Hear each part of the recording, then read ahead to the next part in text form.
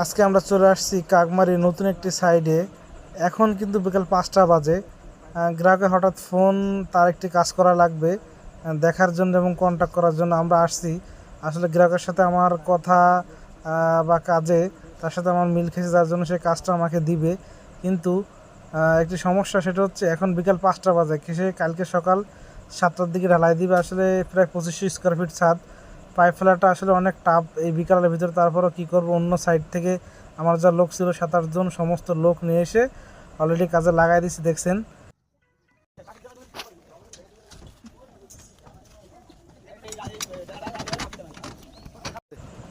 এই যে দেখছেন আমরা যে পাইপ দিচ্ছি, এখানে মূলত ডিস্ট্রিবিউশন বক্স হবে।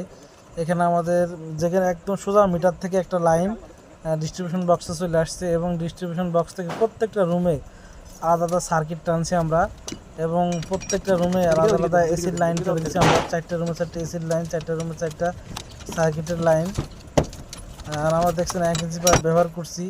এখানে 1 ইঞ্চি পাইপ ব্যবহার করার উদ্দেশ্য হচ্ছে যে আমার যাতে ভবিষ্যতে যদি কখনো তার টানি, আমার যদি 3-4 পাইপ দেওয়া হয় তাহলে কিন্তু তারটা অনেক লোড এবং অনেক চাপাচাপি করে তার টানা লাগে, যাতে চাপাচাপি করে তারটা টানা না লাগে সেজন্য আমরা 1 ইঞ্চি পাইপ দিয়েছি, তাতে কাজ করতে সুবিধা হবে এবং তার এম্পিয়ার বা কারেন্ট ক্ষমতা, বহন ক্ষমতা ভালো থাকবে যদি তারটার ভিতরে লুজ থাকে। আমার স্প্রে দিয়েছি, স্প্রে রং দেখছেন, স্প্রে রং দেওয়া কিন্তু অনেক ভালো, কারণ অনেক সময় দেখা যাচ্ছে ঢালাই মিস্ত্রিরা কোথায় পা দিচ্ছে আসলে বোঝার বড় দায়।